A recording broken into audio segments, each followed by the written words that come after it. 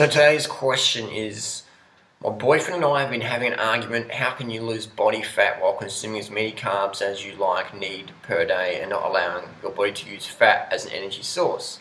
He's a biology major, so he thinks he's all that. He's also said that he knows eating high carb, low fat will not add any more fat to what's already there, but how is it burned in the process?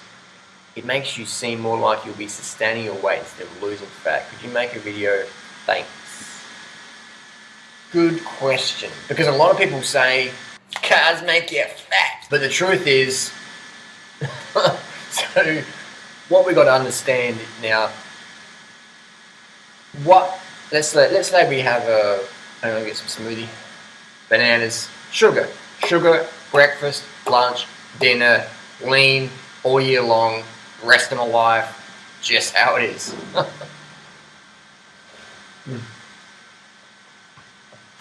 Sugary. Look up banana date sugar smoothie on YouTube. Banana date sugar smoothie. That's how I blend my smoothies. That's why they taste and look different. So we got this theoretical person. Let's say we'll use a 300-pound person.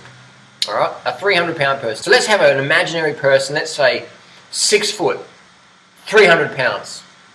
I'm 6 foot, 140. Let's say we've got this person, 300 pounds. How are they going to get to 300 pounds? They need to have animal products in their diet. Why? Because animal products promote the insulin growth factor, which creates the big, enormous humans, like the sumo wrestlers.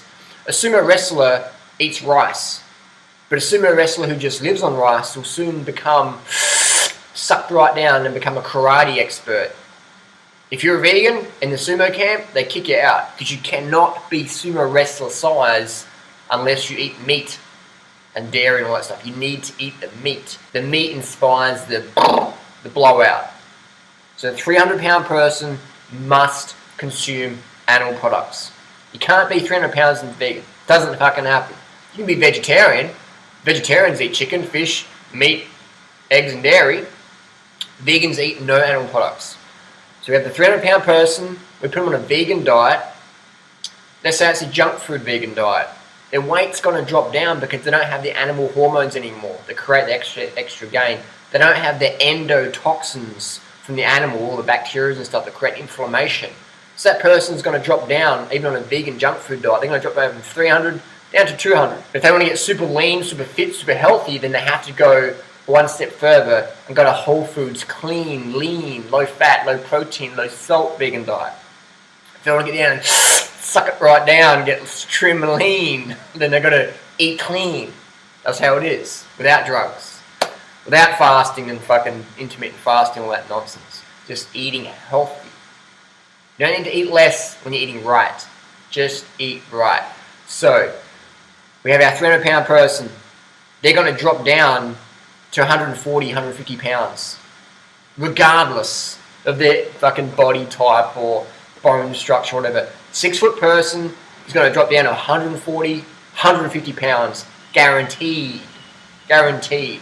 Now, they can be a fit 140, 150 pounds, or they can be a weak, frail 140, 150. So it depends on the person's lifestyle. You need to do sport if you want to be fit and strong and have energy.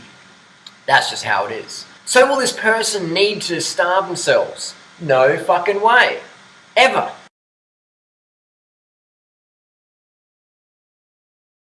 People have this in their mentality that if you're 300 pounds, you got that way eating steamed rice and bananas. But it's fucking so absurd. Because how many people do we know who are 300 pounds? I know heaps of 300 pounders. And how many of them will eat steamed rice or bananas for dinner? None of them. None of them.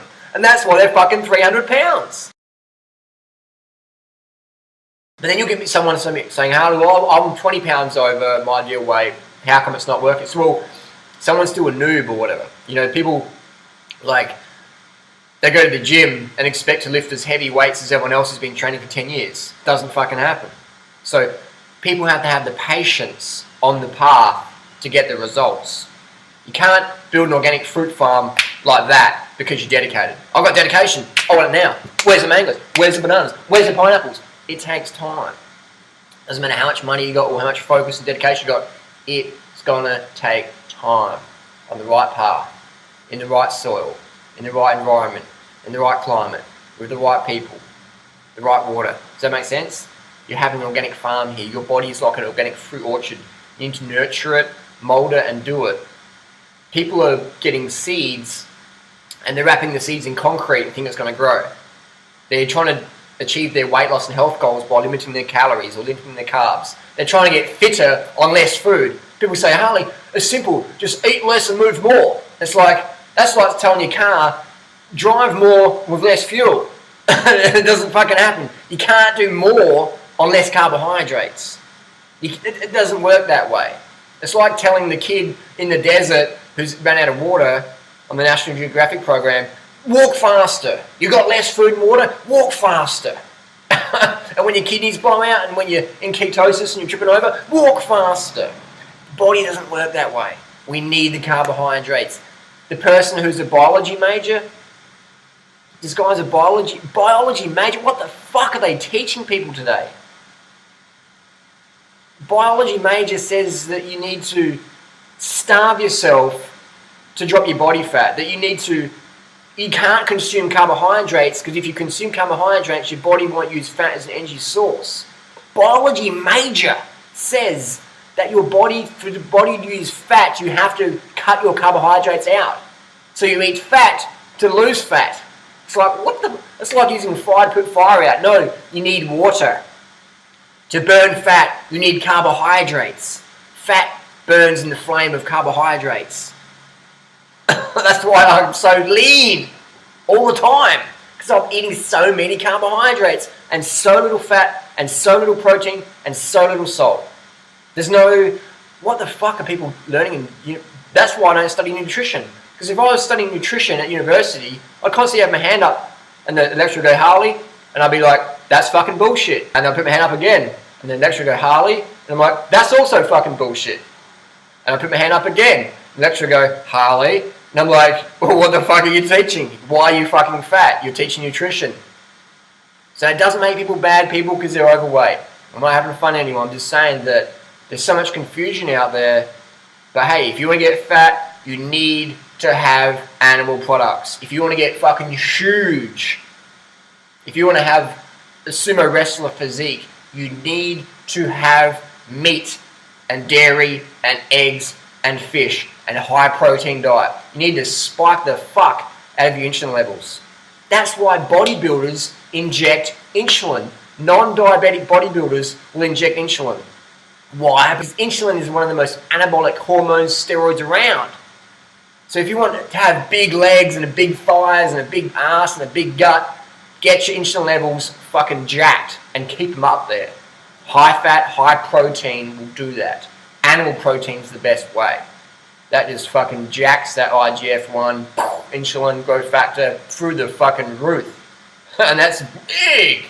That's why you can pick out people and I can tell them what they're eating or what sort of diets they eat. 100%. 100%. So does that make sense? So 300-pound person, they're going to get off the animal products, they're going to drop all the endotoxin inflammation, they're going to get low salt, they're going to drop all that salt retention off, they're going to get on the vegan program, so the insulin level is going to drop down, they're going to drop down all the excess mass that's going to slough off their body.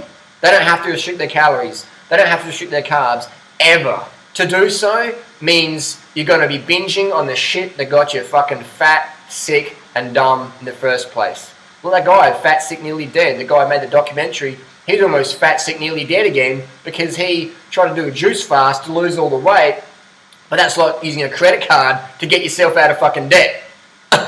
Totally insane. So bottom line, you never have to limit your carbs because the high carb, low fat, low protein, low sodium vegan lifestyle will naturally it'll reset all your hormones over time. It'll just rebalance everything and you'll be like a fucking, look like the HIV victim Durianrider, get sucked down, look like the smack addict Freelee, you'll get sucked in. Hey, watch it. You'll just get sucked right in, man. That's just how it is. Get sucked up. High carb, low fat, low protein, low sodium for the win. If you're sprinkling a lot of fucking salt in your food and you're sitting on your ass thinking you're going to get slim, you'll get slim, but you'll be puffy from all the salt retention. If you're eating a lot of salt, you better be pushing that shit out. via running or cycling or something like that. So that's the bottom line. Carbs for the win. Tell people go to China, go to Thailand, go to Kenya, go to the rural areas where people have got enough calories, they're eating a traditional high carb, low fat, low protein, predominantly plant-based diet, very low salt, very slim people, 100%. I've been there on my bicycle, I can tell you firsthand. Does that answer the question? Hopefully it does. Carbs to the win. If in doubt, high carb, low fat, low protein, low sodium, vegan, fruit's your friend, 30 fucking bananas a day.